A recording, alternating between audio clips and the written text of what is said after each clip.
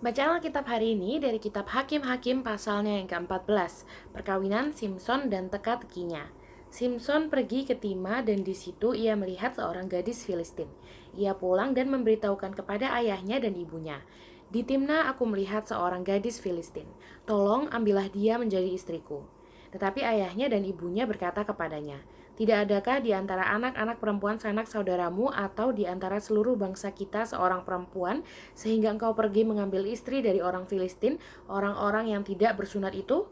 Tetapi jawab Simson kepada ayahnya, ambillah dia bagiku sebab dia kusukai. Tetapi ayahnya dan ibunya tidak tahu bahwa hal itu daripada Tuhan asalnya. Sebab memang Simson harus mencari gara-gara terhadap orang Filistin.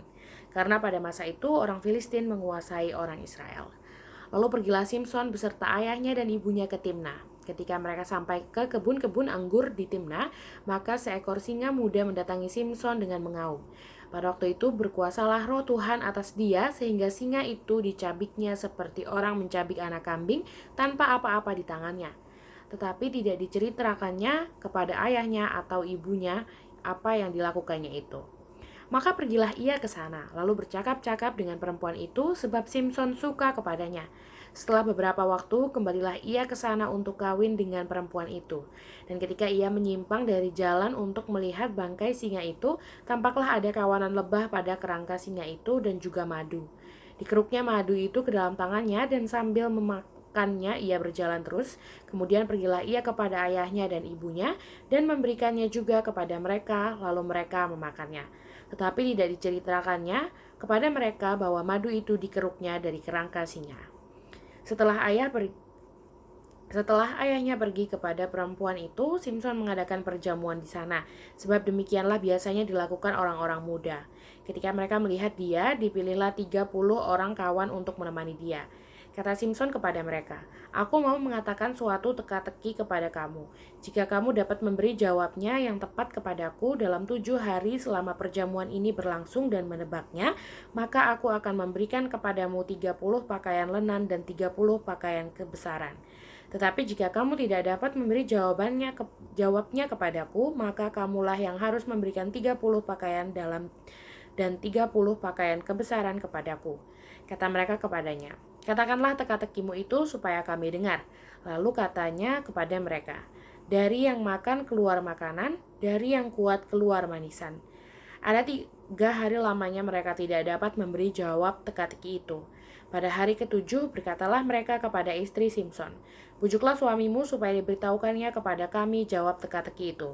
Kalau tidak, kami akan membakar engkau beserta seisi rumah ayahmu. Apakah engkau mengundang kami untuk membuat kami menjadi miskin? Tidak, bukan? Lalu menangislah istri Simson itu sambil memeluk Simson, katanya, engkau benci saja kepadaku dan tidak cinta kepadaku. Suatu teka-teki kau katakan kepada orang-orang sebangsaku, tetapi jawabnya tidak kau beritahukan kepadaku. Sahutnya kepadanya, sedangkan kepada ayahku dan ibuku tidak kuberitahukan, masakan kepada engkau akan kuberitahukan?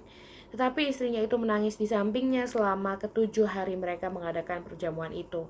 Pada hari yang ke-7 diberitahukannya lah kepadanya karena ia merengek-rengek kepadanya. Kemudian perempuan itu memberitahukan jawab teka-teki itu kepada orang-orang sebangsanya. Lalu pada hari yang ke-7 itu, sebelum matahari terbenam, berkatalah orang-orang kota itu kepadanya, apakah yang lebih manis daripada madu? Apakah yang lebih kuat daripada singa? Sahutnya kepada mereka, kalau kamu tidak membajak dengan lembu betinaku, pasti kamu tidak menebak teka-tekiku. Maka berkuasalah roh Tuhan atas dia, lalu pergilah ia ke Askelon dan dibunuhnya 30 orang di sana. Diambilnya pakaian mereka dan diberikannya pakaian-pakaian kebesaran itu kepada orang-orang yang dapat memberi jawab teka-teki itu. Tetapi amarahnya masih juga bernyala-nyala, lalu pulanglah ia ke rumah ayahnya. Maka diberikanlah istri Simson itu kepada kawannya, bekas pengiringnya.